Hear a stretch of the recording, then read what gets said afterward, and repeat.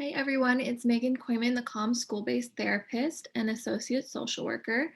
And today I wanted to talk about some practical strategies to reduce stress during this pandemic holiday and kind of create some joy and meaning. I'm going to be sharing a slideshow that our program director, Jen Mundy, has created and generously offered for me to use with all of you. So what we're going to cover is some strategies, some ideas for relaxation and calming, some family activities, and some ways you can keep it together this year in particular. The one idea is to focus on 3 feelings. Think about previous holidays and what 3 feelings you typically have experienced after the holiday is over, and then maybe reflect upon what 3 feelings you would like to experience after the holiday is over. So do you want to feel exhausted and overwhelmed after the holiday is over? Or do you want to feel like you can have time to reflect on good memories that are created? What really matters to you? Is it the perfect holiday dinner, or is it the conversation at the table as the dinner is being eaten? So some ideas of different feelings you might have experienced or want to experience is joyful, relaxed, ready, reflective, a little sad, overwhelmed, exhausted, regretful, happy, warm, or successful. The next is kind of ideas around traditions. We have 2 choices this year. One is to keep and modify our usual traditions, and the other is to do things we've never done before. So some things you might want to think about this year are which of those choices work best for your family. And then also thinking about how your previous traditions were meaningful and ways you can maybe maintain that meaning in this holiday season. So some ideas of ways to do fun things, it could be family activities, is a thankful scavenger hunt. We know that gratitude produces joy. There's been a lot of studies that have shown a correlation between increased gratitude and increased joy and happiness. So this is a great way to kind of, who doesn't want more joy? This is a great way to kind of create some joy into your season. Just finding different things, finding your favorite food or things you're thankful for, something or someone that keeps you safe. These are all just ideas for that scavenger hunt. The next is a letter writing station. You could set up a spot with cards, paper, stickers, pens, stamps, whatever, for your kids to create notes to send to friends and family. That might make friends and family members feel good, and also your kids or you that are creating them feel good as well. You can write a letter of gratitude. That's kind of an extension of writing the letter. But again, it has positive and long-lasting mental health benefits, gratitude. You could create a grateful leaves wreath. I think we've all seen the hand turkey where each finger is something we're grateful for. This is kind of an extension of that, creating leaves and writing things down that you're grateful for. Another thing that we can do is stay mindful during the holidays in order to stay calm and happy. And these are 5 ways to add mindfulness into a busy holiday. The first one is have a mindful cup of hot chocolate. Savor a delicious treat slowly. Listen to your favorite holiday song. Feel the softness of fuzzy socks or a cozy blanket, and watch the twinkle lights. So as you're doing each of these things, you want to be sitting and allowing yourself to focus on the experience, whether it's the cocoa, the treats, the lights, the sounds, or sensations. And you want to notice the smell, taste, temperature, and feel of each of those things, and notice how you feel. So you're allowing your thoughts to come and go, and then refocus on the experience. And what this does is helps us practice presence and be present rather than looking forward or back.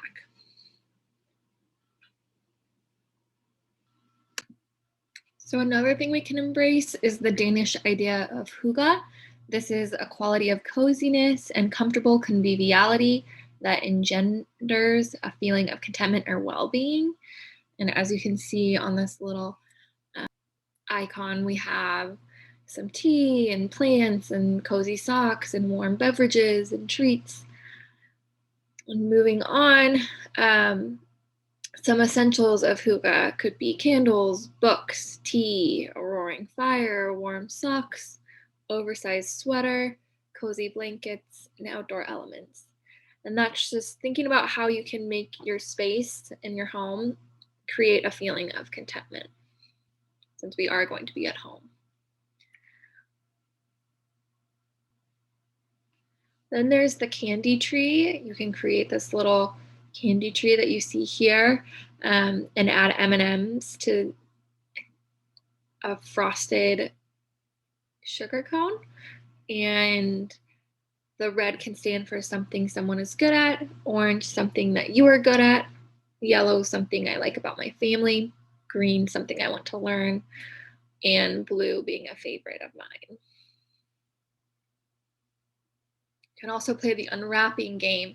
This is where you could take small prizes and candies and wrap them one by one in plastic or wrapping tape, and leaving plenty of space between each one.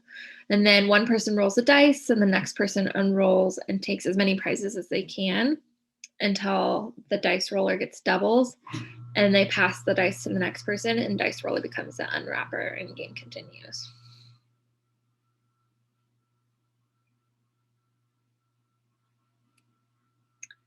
You could go on a Christmas light scavenger hunt, and you can try and find as many of these things as you can, walking outside, looking at lights. You can also give awards for your favorite use of lights, like use of color, best decorated trees, cutest snowman, or your family favorite. Another idea is cinnamon dough fun, where you can make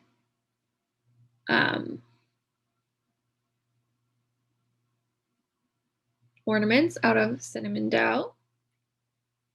What you can do is, rather than trying to create your traditional, holiday dinner, you could just go rogue and do something you've never considered doing before, like going camping, ordering takeout, watching holiday movies, looking through old photo albums, or playing games.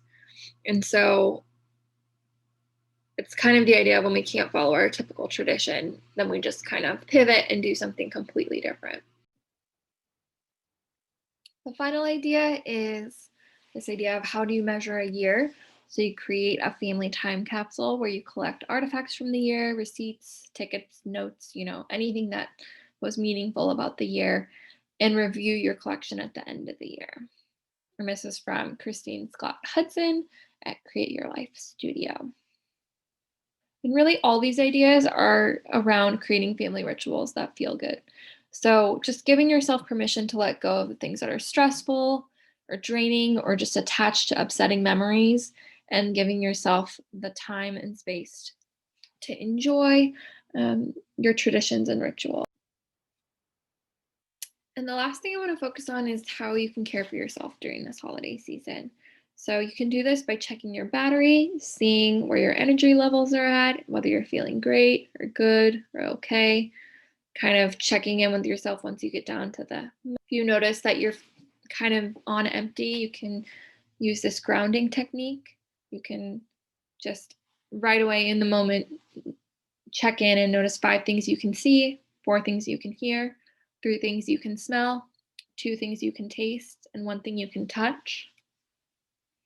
You can pretend you have a cup of hot chocolate and breathe slowly to smell the chocolate, and then softly to cool the chocolate off. You can take one of these mental health resolutions and try to implement it.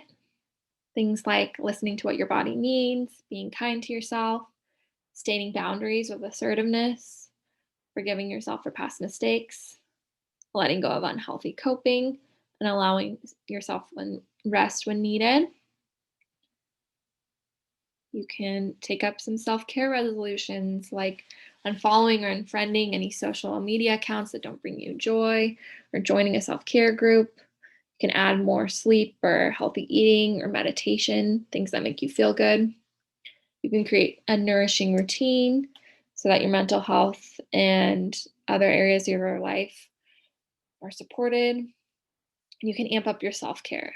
Little acts or big acts, anything, planning it into your schedule. And the last thing I want to leave you with is just this idea of being present this holiday. Um, it may not be our preference, or it may be our preference. The introverts might be delighting right now, but it is where we're at. So I hope these tips were helpful. Again, thank you, Jen, for sharing your slides with us, and I hope you all have a wonderful holiday season.